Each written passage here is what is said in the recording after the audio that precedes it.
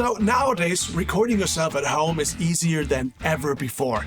But there's a million products out there and tons of different ways to do it, so it's very confusing where to start, right? And today I'm going to show you exactly the 3 essential things, the bare minimum that you absolutely need if you want to start recording yourself at home. For all the things I'm going to go over today, I have affiliate links in the description down below. It's a great way to support the channel because if you shop through these links, I earn a small commission and it doesn't cost you any more. So without further ado, let's get started. Alright, so the first thing you absolutely need to start recording yourself at home is an audio interface. An audio interface basically just converts your analog guitar, bass, or vocal signal into a digital one your computer can actually work with. Now, if you're a guitar player and you only want to record yourself, or maybe you and a friend, all you're gonna need is probably 2 inputs, because one would be for the guitar and one would be for the other sound source, may that be bass or vocals, but only if you want to record them simultaneously. If you only want to record yourself and maybe yourself again with a different instrument later, then all you need is 1 input on an interface. So that already gives you rough orientation what kind of size audio interface you need. Now, audio interfaces come in all shapes and sizes, but usually they look something like this. This right here is a Universal Audio Apollo Twin, meaning it has 2 inputs, so you could record up to 2 different sources simultaneously. So that could be a guitar and a vocal, a guitar and a bass, or just a stereo guitar track. But then there are other devices that count as interfaces too, like this super small device right here, the IK Multimedia Tonex 1.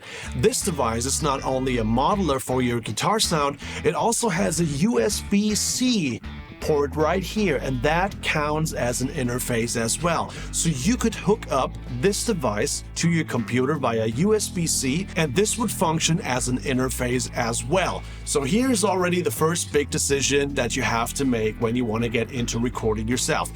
If you only need to record your guitar, nothing else ever, no vocals, no acoustic guitar, no keys, no friends with other instruments, then all you need is gonna be something like this.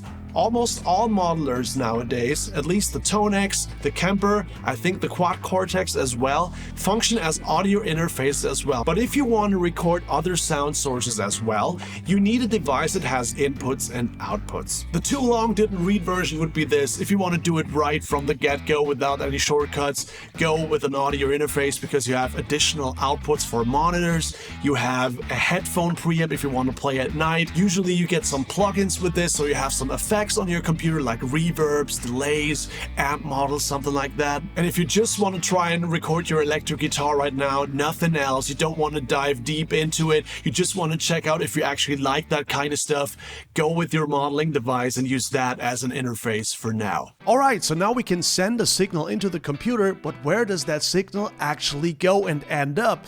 To capture that sound we're sending into the computer, we need to have a software, also known as a Digital Audio Workstation, or short DAW, or just DAW. Now, there are tons of different DAWs out there, and you've probably heard some of them. Cubase, Logic, GarageBand, Pro Tools, Studio FL1, Ableton, Reaper. All of these DAWs are out there in the market, and all of them are great. There is no DAW that you specifically need if you want to start out with this. I would suggest, if you're just starting out with this, go with the free one. If you're on Mac, go with GarageBand because that comes pre-installed with your Mac and it has everything that you need to start out recording yourself. And if you're on a Windows computer, start with Reaper because it's free too and it has a lot of functionality. Now, where they do differ is on a professional level. They differ in terms of workflows, professional stuff that I'm not going to get into in this video. So don't you worry about what kind of DAW you're using, because if you're starting out, if you want to record at home, all these DAWs out there cover all your basic needs to record yourself at home. Now take a look at this. This is the DAW that I'm using on a daily basis. This is called Logic. Logic is by Apple and it's not a free DAW, but it works like every other DAW. What you can see here is a sequencer window, which is pretty much like your tape in the old days. You can create a track here. I just created one called it guitar. And then the only thing you need to make sure is that the track that you want to record your guitars on is listening to the right input, namely the input that you used in your interface. So if you used input 1 on your interface for your guitar sound, then this channel should listen to input 1. In my case, it shows input 1, 2 because I'm recording stereo tracks. So I'm using input 1, 2 and I'm making sure this track is listening to the input 1, 2 from the interface. So I'll just grab my guitar here real quick and we just test record something here. I just click record here, and once it shows the red tape, you see we're recording. That's happening now, and I'm just playing something.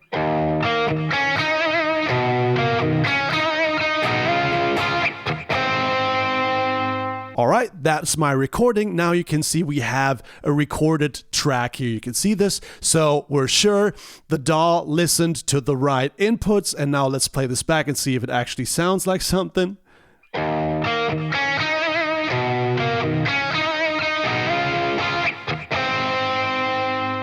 All right, perfect. That's all there is to it. Now we routed it correctly, it works, and we can play it back, and we have a setup where we can record ourselves. Great. Now we could go ahead and create more tracks here to record more different instruments. This could be a bass track, and then we create one more track, and this could be our vocals track, and then we just go ahead, track one by one, and off we go. All right, now we have successfully recorded something in our computer and we want to listen back to it, right? And determine if it actually sounds good. But how do we actually do that? And this is where the third thing comes into play that you absolutely need in your home recording rig. And that is either a pair of studio headphones or ideally Nearfield monitors. Now you might be asking, Joey, why does it have to be studio headphones or these super good Nearfield monitors? Why can't it just be my cheap earbuds or something like that? The reason is it could, and it actually does work. However, what you will be hearing is not the truth. The reason is that typical consumer electronics like earbuds or entertainment headphones, Dr. Dre Beats kind of stuff, TV sound bars that you're using in your living room, they all sound nice, but they do not have a linear frequency range, meaning they have been EQ'd in a way, just like you would EQ your amp, so it actually sounds pleasant to our ears. So usually the low frequencies, the bass is boosted, the mids are a little bit scooped because it sounds more pleasant to our ears. Usually the highs are boosted too, so it sounds more hi-fi. So you're not actually hearing what you put into your computer. The sound is gonna be different from what you were hearing when you recorded to what it's gonna sound like when you listen back. And this is where studio headphones and Nearfield monitors come into play. They have a linear frequency range, meaning they don't boost any frequencies, they just sound linear. It also means they sound pretty boring, they sound analytical, they sound sterile, they sound clinical. But only with something like this can you actually judge if what you recorded actually sounded good. If it has the right amount of mid-range, if it has the right amount of treble. You only really notice that listening back on something that has a linear frequency response. Now, for buying advice, headphones are always going to be cheaper than Nearfield monitors. I think for obvious reasons, this is a much smaller device than getting two actual speakers in front of you, but it also means that headphones are usually a compromise, because I don't know how often you have listened to guitar sounds specifically that are right inside your ear. Usually because of the proximity of the speakers to your ears, it usually doesn't sound very natural. We as guitar players, we are not used to hearing guitar sounds so close to the speaker, if you will, right?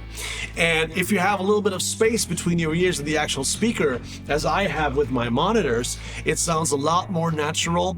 Listening back to the guitar sounds that you recorded sounds a lot more like you're listening to a real amp. So if you can afford it, always go with Nearfield monitors. Obviously, I'm gonna have affiliate links for both in the description down below, specifically for this DT770 by Beyerdynamic and these Atom monitors, because Atoms are really my favorites. But obviously, I understand if you're just starting out, you're not sure if you want to get fully into this, you might want to start out with headphones. That's just fine. Just be prepared that you probably find the sound pretty unusual at first. Now, Nearfield monitors like these come in different shapes and sizes and price ranges too. The only thing to look out for here is to not go bigger than an 8-inch woofer, because that's just unnecessary if you're recording guitars, and not smaller than a 5-inch woofer, because if you're going smaller than that, then the low end is not going to be audible enough. So 5-inch is great, 8-inch is great, everything in between is nice. Anything bigger or smaller than that, I would exclude at this point. There are exceptions to this rule, but for now, that's all we need to know. All right, those have been the 3 essential things you absolutely need if you want to start recording yourself at home. I hope this video was helpful for you. I hope you learned something today. If you did, subscribe, like, leave a comment below. Let me know what questions you have. I've been Joey, and I'll see you in the next. Bye.